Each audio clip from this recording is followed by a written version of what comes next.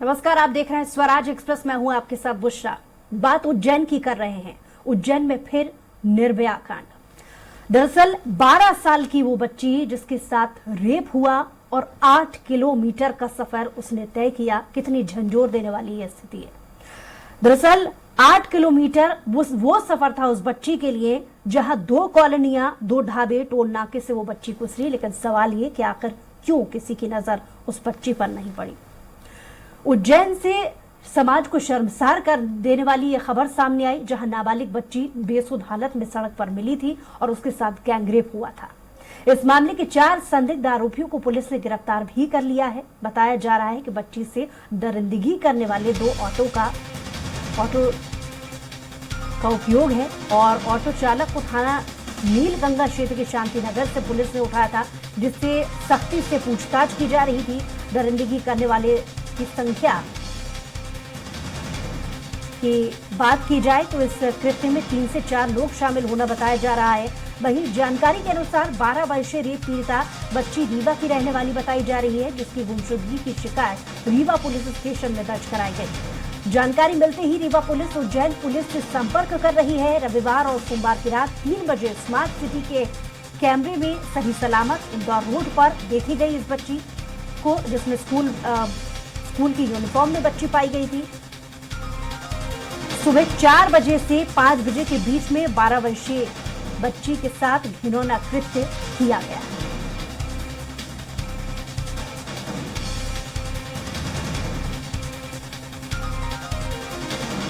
तो पुलिस ने 4 संदिग्ध लोगों को गिरफ्तार किया है। 3 से 4 लोगों ने इस दरिंदगी को अंजाम दिया है। रीवा की रहने वाली बताई जा रही है ये बच्ची। पुलिस ने 4 आरोपियों को गिरफ्तार कर लिया है।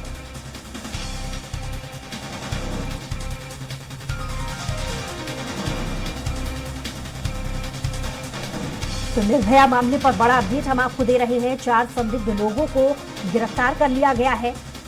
3 से 4 लोगों ने इस घटना को अंजाम दिया, इस दरिंदगी को अंजाम दिया। और बड़ा अपडेट हम आपको बता दें कि बच्ची सतना की बताई जा रही है। तो जो ताजा अपडेट इस मामले में निकल कर के सामने आए हैं, बच्ची सतना की बताई जा रही है। 4 लोगों को पुलिस ने गिरफ्तार कर लिया है। जाहिर है इनसे पूछताछ की जा रही है।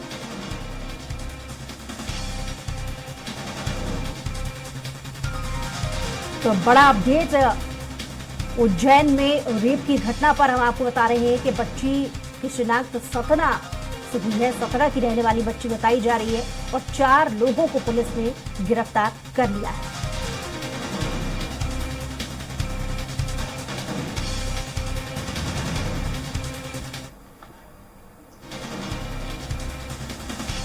और इस पर ज्यादा जानकारी के साथ विजय हमारे साथ जुड़ गए हैं। जी विजय, क्या अपडेट इस मामले में और आपके पास?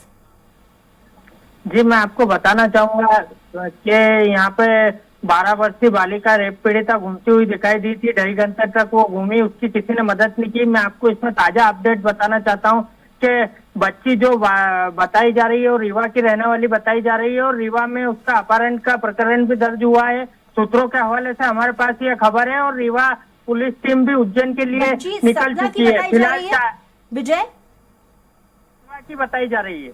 जी, रीवा की बताई जा रही है और रीवा के किसी थाने पे उसका प्रकरण भी दर्ज हुआ है। और मैं आपको ये बताना चाहूंगा कि 4 आरोपियों को हिरासत में पुलिस ने लिया है और एक उसमें विजय एक बड़ा अपडेट मिला है कि बच्ची सतना की बताई जा रही है। जी, मैं आपको बताना चाहूंगा कि ये अपडेट अभी ताजा आया है, लेकिन फिलहाल रीवा सतना के बीच की ये बच्ची हो सकती है। और मैं आपको यह भी बताना चाहूंगा कि यहाँ पर 4 लोगों को हिरासत में लिया, जिसमें से 2 ऑटो चालक है और एक ऑटो में खून से संधा हुआ ऑटो भी मिला है, जिसको लेकर पुलिस जांच कर रही है। एफएसएल टीम भी जांच कर रही है। और मैं आपको बताना चाहूंगा कि इसमें एसआईटी टीम गठित की गई है, जिसको सीएसपी दीपिका सिंधे लीड कर रही है। और फिलहाल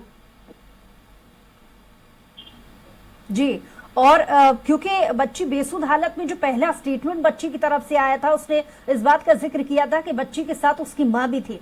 तो क्या इस बात को लेकर के पुलिस अब तक कुछ कह पाई है? जी, पुलिस का कोई अभी तक इस मामले में ऑफिशियल स्टेटमेंट तो नहीं आया, लेकिन पुलिस का ये कहना है कि बच्ची ने शुरुआत में ये कहा था कि मेरे साथ जो कुछ हुआ है, सूत्रों के हवाले से हमारे पास खबर है, वही मेरी माँ के साथ हुआ। अब कहाँ हुआ, कहाँ तक उसकी माँ उसके साथ थी, इन सब चीजों पे पुलिस फिलहाल जांच कर रही है। चलिए, बहुत शुक्रिया विजय तमाम जानकारी के लिए।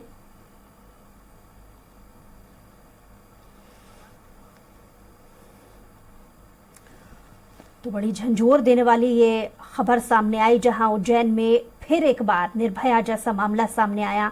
8 किलोमीटर झंझोर देने वाला सफर, जिसके दरमियान 2 कॉलोनियां, 2 ढाबे, टोल नाके से गुजरी बच्ची। लेकिन सवाल वही कि आखिर क्यों किसी की नजर इस पर नहीं पड़ी। तमाम जो बड़े बड़े सवाल इस मामले के इर्द गिर्द घूम रहे हैं कि हाईटेक सिस्टम की बात प्रशासन कहता आया है। उज्जैन में यह मामला सामने आया। उज्जैन ये वो नगरी है, धार्मिक नगरी, जहां पर तमाम सिस्टम से लैस सीसीटीवी कैमरों से निगरानी रखी जाती है, सुरक्षा के बड़े बड़े दावे किए जाते हैं, लेकिन उसके बावजूद भी इस तरीके की घटना सामने आई है। तो मध्य प्रदेश को शर्मसार कर देने वाली उज्जैन की निर्भया कांड में सरकार सिस्टम और समाज के चेहरे को बेनकाब कर दिया है। ज्यादती का शिकार अबोध बच्ची के मिलने के 36 घंटे बाद भी हाईटेक सिस्टम से लैस पुलिस बच्ची के मां का पता नहीं लगा पाई है। और सरकार और समाज की संवेदनशीलता का क्या कहना। सारे माननीय चुनाव की तैयारी में इतने व्यस्त हैं कि पवित्र नगरी को देश में बदनाम करने वाली इस घटना की शिकार अबोध बालिका की सुध लेने की फुर्सत भी शायद किसी को नहीं। विपक्ष भी सोशल मीडिया पर सरकार को घेरने में लगा हुआ है, लेकिन बच्ची की कुशल क्षेम जानने को कोई नहीं पहुंचा।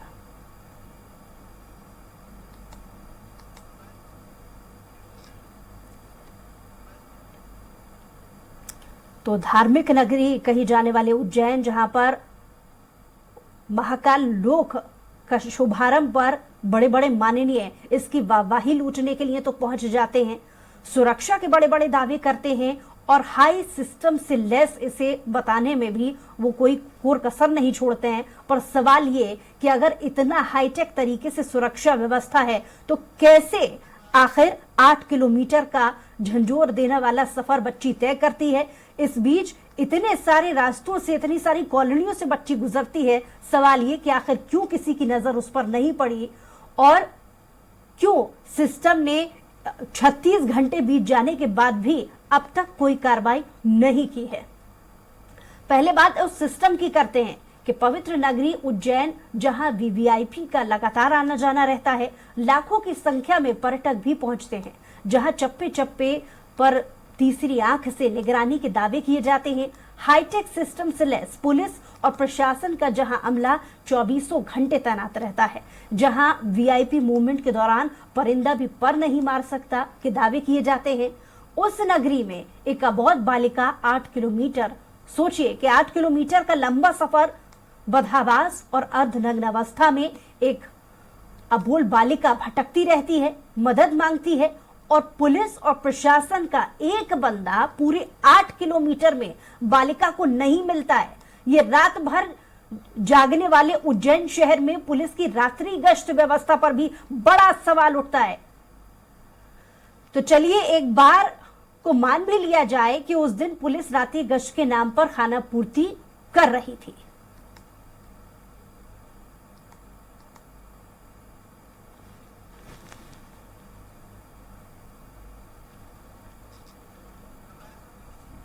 गौरतलब है कि पिछले दिनों, अगर कल ही की बात की जाए तो कल ही मध्य प्रदेश में बीजेपी की एक बड़ी बैठक भी हुई। इस बड़ी बैठक में इस बात को लेकर तमाम दिग्गज नेता, चाहे वो केंद्र के हो या मध्य प्रदेश के दिग्गज नेता हो, सभी एकजुट होकर इस बात के मंथन में जुटे हुए थे कि आखिर कैसे चुनावी घड़ी में चुनाव को अच्छे से निकाल लिया जाए, यानी उनकी पार्टी के लिए किस बात में भला है, इस बात का मंथन करने के लिए सब एकजुट हो गए। लेकिन इस घटना के सामने आ जाने के बाद किसी भी माननीय ने ना ही इस पर बोलने की जहमत उठाई और ना ही इस मामले पर कार्रवाई करने को लेकर के कोई जहमत उठाई है। और अब बात उन माननीयों की जो समाज के सेवक और सुख दुख में साथी होने का दावा करते हैं। कहां है वो माननीय? पहले बात सरकार की नुमाइंदों की करेंगे। गृह मंत्री नरोत्तम मिश्रा राष्ट्रीय और अंतर्राष्ट्रीय मुद्दों पर तपाक से प्रतिक्रिया देने वाले माननीय गृह मंत्री की कोई भी प्रतिक्रिया तो छोड़ दीजिए, अपराधियों को पकड़ने के लिए किसी तरीके के निर्देश और बैठक लेने की खबर तक नहीं आई है। नरोत्तम मिश्रा तो इंदौर के प्रभारी मंत्री भी हैं, लेकिन इतना सा समय नहीं निकाल पाए कि बच्ची को देख चले जाते। जगदीश देवड़ा मध्य प्रदेश के मंत्री, जिले प्रभारी मंत्री और साथ ही उनके प्रभार के जिले में इतने जघन्य कांड हो जाने के बाद भी वो चुनावी दौरों पर इतना व्यस्त रहे हैं कि पुलिस और प्रशासन की बैठक लेने का समय तक नहीं निकाल पाए। सूत्रों का यह भी कहना है कि कल वे मंदसौर के दौरे पर थे, इसके बावजूद भी वे रास्ते में पड़ने वाले प्रभार के जिले में जाकर इस घटना को लेकर पुलिस और प्रशासन की बैठक लेने का समय तक नहीं निकाल पाए। अनिल फिरोजा की बात कर लीजिए, उज्जैन के सांसद हैं, उन्होंने तो गजब ही ढा दिया। जनता के सेवक फिरोजिया घटना के बाद से मीडिया से ही दूरी बना चुके हैं। कुछ भी प्रतिक्रिया देने से वो बचते नजर आए हैं अब तक इस मामले पर।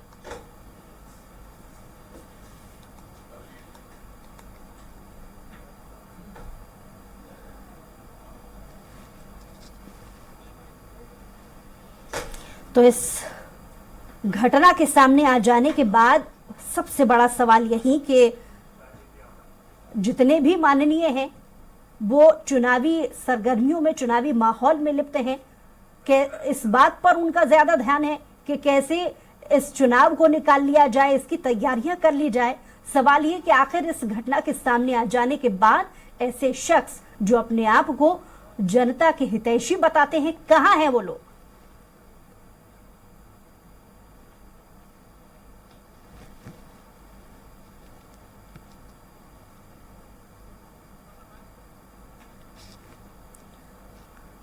इस घटना के सामने आ जाने के बाद बड़ा सवाल मध्य प्रदेश के मुखिया यानी मुख्यमंत्री और इस प्रदेश की बहन बेटियों को अपना मामा बताने वाले मुख्यमंत्री शिवराज सिंह चौहान, इस घटना के सामने आ जाने के बाद अभी तक ऑफिशियल तौर पर उनका भी कोई स्टेटमेंट सामने नहीं आया। एक जो ताजा जो घटना इस मामले से जुड़ी सवाल ये खड़ा करती है कि आखिर जिस वक्त ये घटना घटित हुई उस वक्त जब बच्ची को इंदौर के लिए रेफर किया जा रहा था, उस वक्त मुख्यमंत्री शिवराज सिंह चौहान इंदौर के एक खासे कार्यक्रम में पहुंचे हुए थे। सवाल ये कि ऐसा कैसे संभव है कि मुख्यमंत्री इंदौर में हैं और बच्ची को इंदौर शिफ्ट किया गया इलाज के लिए। इसकी जानकारी होने के बाद भी क्या उनके पास महज 15 मिनट का समय नहीं था कि वो बच्ची का हालचाल जानने के लिए पहुंचे? और अब बात मध्य प्रदेश के मामा की इसलिए भी हो रही है क्योंकि मध्य प्रदेश की लाखों करोड़ों लड़कियों के मामा मुख्यमंत्री शिवराज सिंह चौहान बच्चियों के प्रति संवेदनशीलता के लिए विख्यात हैं। उन्होंने बच्चियों के लिए अनेकों योजनाएं चला रखी हैं, लेकिन चुनावी बेला में वे भी लगता है कि संवेदनशीलता को भूल चुके हैं। कल दिन भर में इंदौर में माननीय राष्ट्रपति के कार्यक्रम में वो पहुंचे, लेकिन वे अबोध बालिका का हाल जानने के लिए अस्पताल जाने का समय नहीं निकाल पाए। और अब बात विपक्ष की भी यहाँ पर सवाल उठता है कि उज्जैन के निर्भया कांड पर सोशल मीडिया पर विपक्ष के नेता राज्य सरकार को कोस रहे हैं। दिल्ली से लेकर मध्य प्रदेश के तमाम विपक्ष के बड़े नेताओं का सोशल मीडिया सरकार विरोधी बयानों से भरा पड़ा है, लेकिन विपक्ष का भी कोई नेता बच्ची का हाल जानने अस्पताल नहीं पहुंचा। और ज्यादा जानकारी के साथ इंदौर से हमारे संवाददाता विकास जुड़ गए हैं। विकास, बच्ची का क्या हाल बताया जा रहा है? देखिए बुशरा, बच्ची का जिस तरह से एक ऑपरेशन करने की बात जो है अभी तक सामने आई है, बच्ची की जो स्थिति है वह कहीं ना कहीं जो है नॉर्मल बताई जा रही है, लेकिन अभी भी जो मासूम बच्ची है वह कहीं ना कहीं बयान देने की स्थिति में नहीं है। यही कारण है कि बच्ची से अभी तक SIT द्वारा पूछताछ नहीं की गई है। और बुशरा, सबसे बड़ी बात यह है कि 2 दिन इस घटना को बीत चुके हैं और जो ताजा जो CCTV फुटेज जो है उज्जैन पुलिस के पास आया है उससे साफ हो गया है कि मंगलवार बुधवार की देर रात 3 बजे के बाद जो है बच्ची के साथ जो है दुष्कर्म की घटना को अंजाम दिया गया है, क्योंकि 3 बजे के पहले एक सीसीटीवी फुटेज जो है साफ तौर पर सामने आया, उसमें बच्ची जो है सही और व्यवस्थित ढंग से जो है सड़कों पर घूमती हुई नजर आ रही है। दूसरा सवाल यह है कि बच्ची ने जिस तरह से शुरुआती तौर पर पुलिस को जो बयान दिया था कि उसके साथ जो है उसकी माँ भी मौजूद है, उसकी माँ के साथ भी जो है दुष्कर्म करने की बात जो है उनने कही थी, लेकिन अभी तक उसकी माँ का कोई पता नहीं चल पाया है। उज्जैन पुलिस ने एक संदिग्ध जो ऑटो ड्राइवर है उसको हिरासत में लिया है।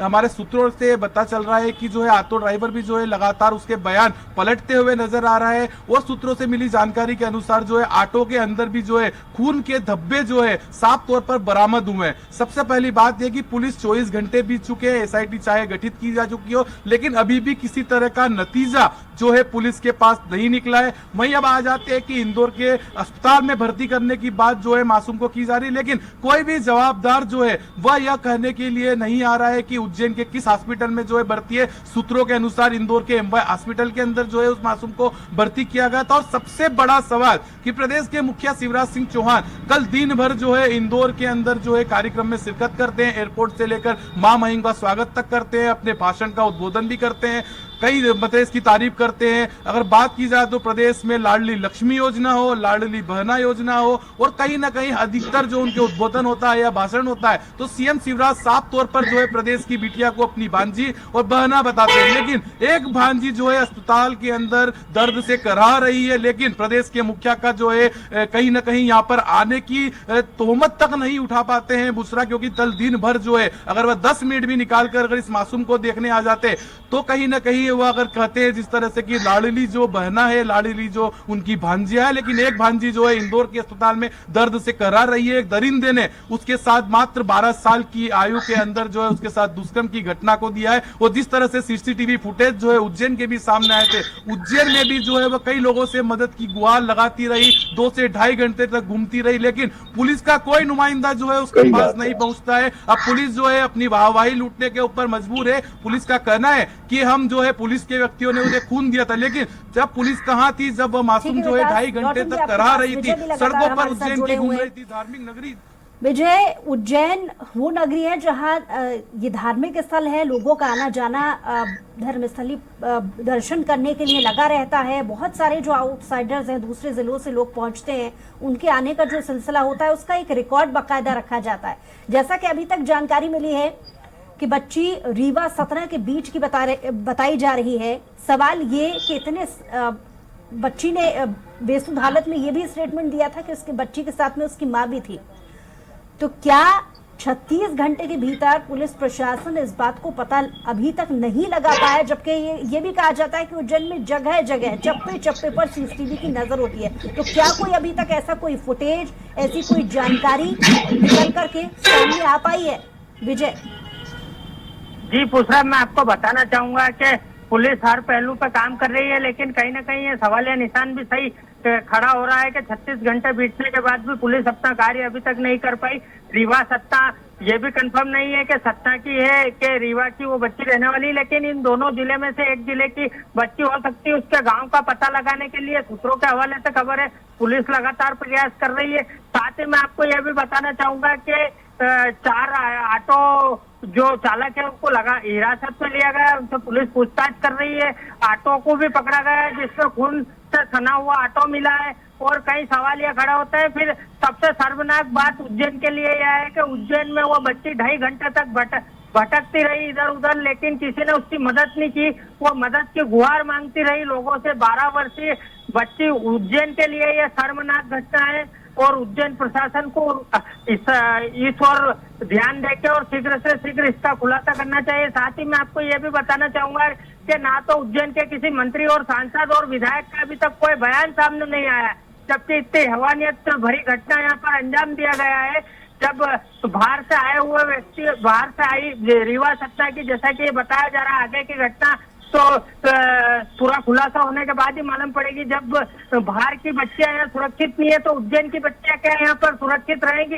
कई सवाल यहाँ पर उज्जैन पुलिस पर भी खड़े हो रहे हैं, क्योंकि धार्मिक नगरी उज्जैन को कहा जाता है, और उज्जैन में लाखों श्रद्धालु रोज बाहर से अन्य राज्यों से भी दर्शन करने पहुंचते हैं। तो इस पर कहीं ना कहीं सवालिया निशान तो पुलिस प्रशासन और प्रशासन पर भी खड़ा होता है, और नेता भी कहीं ना कहीं बीजेपी के जो तमाम आला बड़े नेता हैं वो भी इससे बचते नजर आ रहे हैं। किसी का अभी तक ऑफिशियल स्टेटमेंट सामने नहीं आया है। जी विजय, जी। जिस तरीके से 8 किलोमीटर का सफर बच्ची ने तय किया, इस बीच जो 2 कॉलोनियां बीच में पड़ी हैं, 2 ढाबे पड़े हैं, 2 टोल नाके भी पड़े हैं, क्या इन इलाकों पर पूछताछ को लेकर के अभी तक कोई सूचना अभी तक सामने आ पाई है? जी पोसरा, हम आपको बताना चाहेंगे कि हमारे पास जो संभवत रोड मैप है, उस रोड मैप के जरिए बच्ची हाटकेश्वर कॉलोनी पहुंची, जहां के सीसीटीवी भी कल सामने आए थे। हाटकेश्वर कॉलोनी होती हुई बच्ची पहुंची चिंतामण ब्रिज पे। चिंतामण ब्रिज के पहले 2 होटल भी आती है, उन होटलों के सामने से भी बच्ची गुजरी। उसके बाद चिंतामण ब्रिज पे पहुंची। चिंतामण ब्रिज के बाद में ब्रिज जैसे ही नीचे उतरते हैं वैसे ही बच्ची मुल्लीपुरा, जिसका पुराना नाम मुल्लापुरा है, उसको अब मुल्लीपुरा कर दिया गया। वहाँ के डांडी आश्रम से बच्ची को पुलिस ने बरामद किया। तो इस प्रकार से बच्ची जिस ये जो रास्ता जो मैं आपको बता रहा हूँ, ये चिंतामण गणेश के लिए भी जाता है यही रास्ता, और कई लोग यहाँ से गुजरते हैं। लेकिन सबसे बड़ा सवाल ये है कि किसी ने भी इस बच्ची की मदद नहीं की और ना ही पुलिस प्रशासन को इन्फॉर्म किया। चलिए, बहुत शुक्रिया विजय, लेकिन आप नजर बनाए रखिएगा, आपसे अपडेट्स लेंगे। विकास, आपकी भी बहुत शुक्रिया तमाम जानकारी के लिए।